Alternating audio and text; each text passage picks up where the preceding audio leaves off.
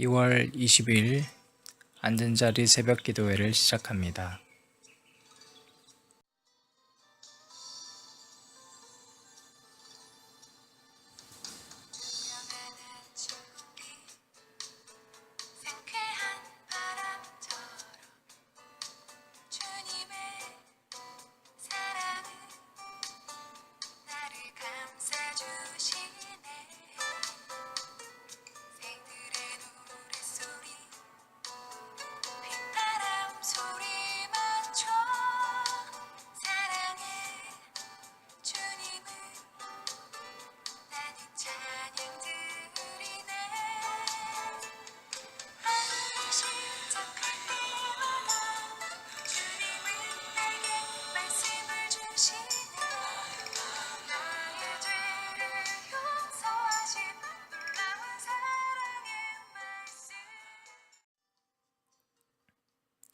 오늘 우리에게 주신 하나님의 말씀은 사도행전 20장 5절에서부터 12절까지 말씀입니다.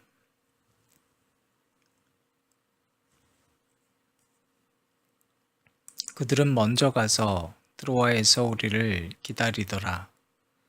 우리는 무교절 후에 빌립보에서 배로 떠나 닷새만에 트로아에 있는 그들에게 가서 이레를 머무니라.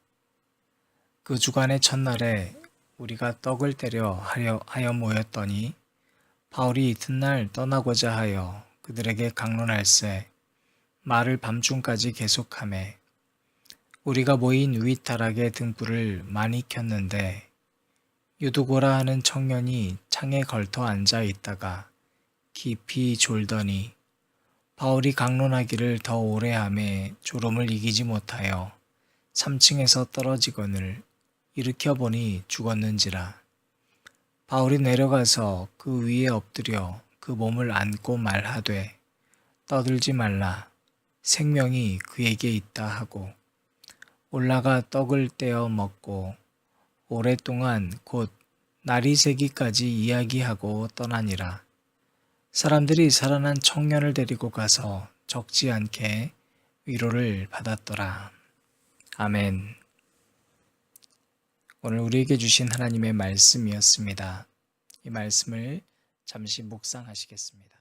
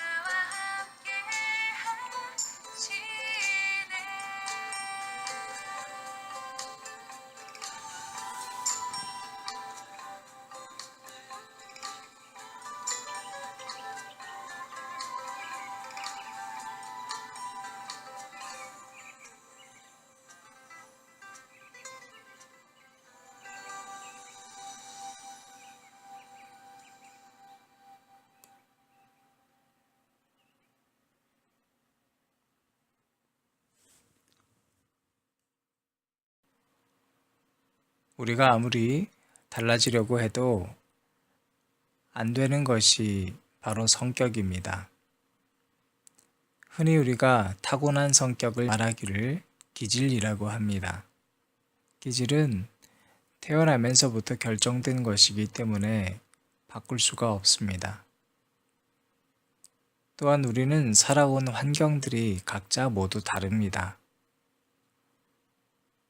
출생 순위만 봐도 첫째만의 성격이 다르고 둘째의 성격이 다르고 독자의 성격이 다릅니다.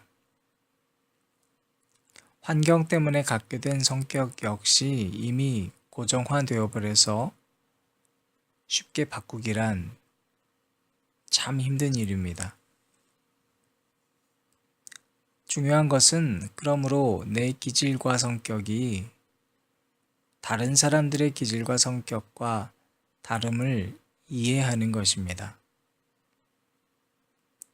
내 성격을 바로 알아야 또한 다른 사람의 성격을 바로 알아야 우리가 서로 다르다는 것이 너무나 당연한 일이라고 스스로에게 수용될 수 있기 때문입니다. 그가 고집이 세다면 내가 고집이 곧 센 것입니다. 아니, 실상 우리가 늘 하고 있는 말 중에 너는 왜 이렇게 고집이 세냐라고 말하는 것은 실제로 그 말을 하는 당사자인 내가 고집이 세다는 것을 반증하는 겁니다. 고집이 센 사람만 다른 사람의 고집에 민감하기 때문입니다. 오늘 본문 말씀에 등장하는 사도 바울의 성격과 기질을 모두 말하기는 힘들겠지만 우리가 쉽게 유추할 수 있는 사도 바울의 성격은 단호한 사람입니다. 그는 앞만 보고 가는 사람입니다. 그는 이제는 더 이상 예수 외에는 아무것도 보이지 않는 사람입니다. 그에게 있어서는 환경이 어떠하건 간에 예수가 그리스도라고 전하는 것을 멈출 수가 없었습니다. 그는 위협 앞에서도 굴하지 않고 언제나 직진, 전진만 있는 인생을 살고 있습니다. 그런 그를 방해하거나 혹은 그가 주장하고 있는 예수가 그리스도라는 것에 대하여 잘 듣지 않는다는 것은 사도 바울에게 있어서는 어쩌면 말도 안 되는 일일 것 같습니다. 사도 바울이 드로아에 이르러서 주님의 도, 즉 복음을 전하고 설교하고 있는 모습을 발견하게 됩니다. 그의 강론이 얼마나 깊고 흥미진진했는지 밤이 깊어져도 계속되었음을 7절 말씀은 증거하고 있습니다. 사도행전 20장 7절 말씀입니다. 그 주간의 첫날에 우리가 떡을 떼려 하여 모였더니 바울이 이튿날 떠나고자 하여 그들에게 강론할세 말을 밤중까지 계속하매. 바울은 여러 지방을 거쳐서 목숨도 아끼지 아니하고 주님의 도를 전했습니다.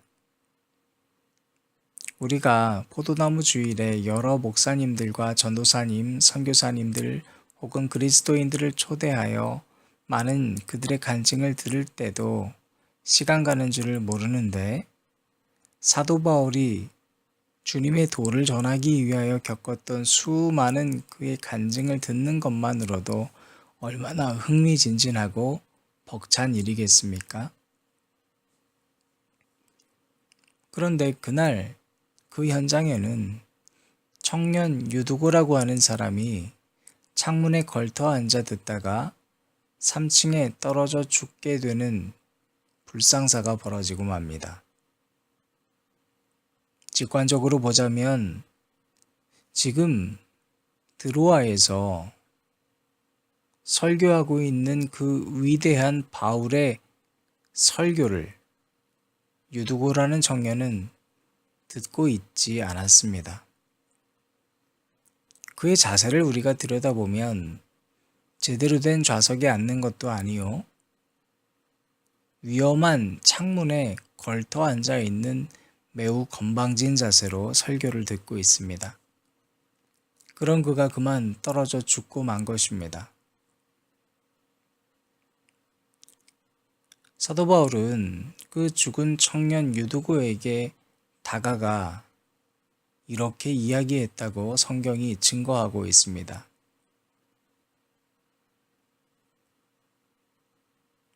소란을 피우지 마십시오. 아직 목숨이 붙어 있습니다. 그리고 사도 바울은 곧장 위층으로 올라가 빵을 떼어 먹고 날이 새도록 이야기하고 떠났습니다. 청년이 자기 과실로 떨어져 죽었지만 다시 살아났고, 살아난 이후에 사도 바울은 너의 말씀 듣는 태도가 잘못되었다라거나 네가 지난 낮에 한 일이 무엇이길래 이렇게 졸고 있느냐고 한마디도 물어보지 않았습니다. 또한 청년 유두고야, 이제는 네가 이 말씀을 들을 때 어떠한 자세로 들으라고도 이야기하고 있지 않습니다. 사랑하는 성도 여러분, 목회를 하다 보면 다양한 성격과 삶의 환경을 가지신 분들을 만나게 됩니다. 비록 3층 난간에 걸쳐 앉은 모습은 아니시지만 졸음에 못 이겨 고개가 좌우로 꺾이거나 앞으로 고개를 푹 숙이시는 분들, 가끔 고개가 뒤로 젖혀지다 깜짝 놀래 눈을 뜨시다가 저와 눈이 마주치시는 분들, 아무리 기쁜 찬양을 해도 미동도 하지 아니하는 마치 동상 같은 청소년들, 친구들과 떠들고 기둥 뒤에 숨어 무언가를 하기 위하여 구석에 가버리는 청년들, 설교 시간에 커피를 마시고 수다를 떠는 사람들. 그러나 그런 상황에서도 주님의 그 위대한 사랑은 마치 3층 난간에서 자기 졸음에 못 이겨 떨어져 죽은 유두고라는 청년에게도 향한 것처럼 여러분에게도 향하고 날마다 찾아가고 있습니다. 그것을 아는 제가 때로 여러분의 여러 형태의 모습을 접한다 할지라도 그것을 두고 말하지 아니하는 것은 저의 좁은 식견과 시선보다 여러분을 향하신 주님의 사랑이 훨씬 더 크다는 것을 알고 있기 때문입니다. 더불어 오늘 중요한 메시지 하나가 있습니다. 바울은 그 자신이 청년을 살려낸 놀라운 일을 했습니다. 그런 이후에 그 사도 바울이 보인 행동에 대하여 11절과 12절 말씀은 이와 같이 증거하고 있습니다. 올라가 떡을 떼어 먹고 오랫동안 곧 날이 새기까지 이야기하고 떠나니라. 사람들이 살아난 청년을 데리고 가서 적지 않게 위로를 받았더라. 청년을 살려낸 위대한 일을 하고 나서 사도 바울이 한 것은 그에 대하여 사례를 바라거나 자기 자신이 얼마나 위대한 사도인지를 앞세워 간증하는 것이 아니라 다시 위층으로 올라갔습니다. 조금 전 사람들과 나누어 먹던 빵을 다시 떼어 먹었습니다. 서로 나누었던 이야기를 또 다시 나누었습니다. 사람들과 함께였던 청년은 다시 사람들과 돌아갔습니다. 지난 16일 윤성빈 선수의 스켈레톤 종목에서의 금메달은 많은 국민들에게 흥분과 기쁨을 안겨줬습니다. 그런데 그가 결승에 도달했을 때 금메달을 예감한 많은 팬들이 사진을 찍거나 악수를 청해 왔던 것을 뉴스를 통해서 봤습니다. 그 화면에는 한 국회의원이 피니시 라인에 접근 권한이 없음에도 불구하고 출입금지 구역인 그곳에 국회의원의 권한으로 와 있는 모습이 화면에 송출되었습니다. 그 모습이 많은 팬들에게 지적당하기도 했습니다. 그런데 그 사이에 관중 틈 속에 검은 마스크와 모자를 눌러쓴 한 여인이 있었습니다. 그 여인은 바로 피겨의 여왕 김연아 선수였습니다. 평창 올림픽을 유치하는 과정에서 그 어떤 사람보다 홍보위원으로 전 세계를 뛰어다녔던 김연아 선수는 전 세계 겨울 스포츠의 여왕입니다. 얼마든지 이 순간 자기를 드러내고 꽃다발을 주며 카메라 플래시에 등장할 수 있는 최고의 순서임에도 불구하고 김연아 선수는 그저 다른 팬들처럼 그 팬들의 틈 속에서 응원하고 경기가 끝나고 다른 팬들처럼 그 무리를 빠져나갔던 평범함을 우리에게 보여줬습니다. 사랑하는 생명샘 성도 여러분, 그리고 말씀을 듣고 있는 여러분, 주님을 믿는다는 것, 그리고 그 믿음의 여정은 스펙타클한 간증의 순간이 없지 않는 것은 결코 아닙니다. 그러나 그러한 간증의 순간들이 있을 때에 우리에게 필요한 것은 더욱더 우리가 우리의 평범한 일상 속으로 스며드는 겸손함이 필요합니다. 믿음 생활을 하시면서 누군가에게 은혜를 끼친 일이 혹 있으십니까? 그로 인하여 여러분이 혹 무언가를 기대하고 있지는 않으십니까? 만약 여러분이 누군가에게 도움을 준 일이 있다면, 혹은 여러분이 놀라운 하나님의 복음의 역사를 체험하여서 그것을 통하여 누군가에게 도움을 주신 일이 있다면, 이제 여러분이 해야 할 일은 그 일을 되새기는 것이 아니라 다시 여러분의 집으로 올라가는 것입니다. 도움 준 사람에게 값비싼 밥을 얻어먹을 생각을 하는 것이 아니라 그저 다시 조금 전 먹었던 밥 한 숟가락을 함께 떠먹는 것입니다. 또 새로운 사람들을 만나 나를 유명하게 이끌어줄 사람들과의 만남을 고대하는 것이 아니라 이전에 함께 있었던 사람들과 같은 이야기를 나누는 것입니다. 그 겸손한 삶이야말로 오늘 이 본문 속에서 사도 바울의 삶이요, 바로 그러한 삶을 살아가는 여러분들에게 주님의 사랑은 변함없이 흘러 넘쳐나실 것입니다.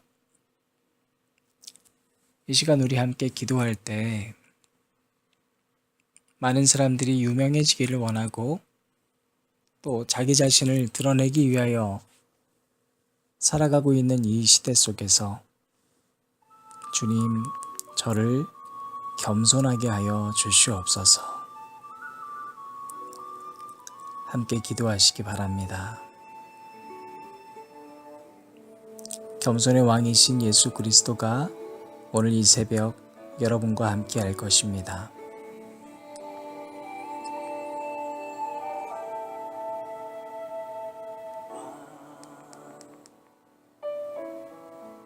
겸손의 왕, 평범한 목수의 아들,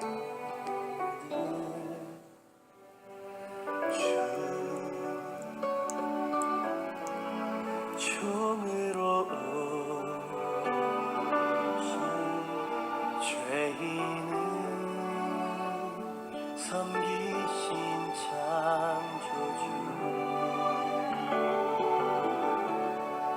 주의 손 거친 몫이 찔렀고 주의 발 갈보리 오르셨네.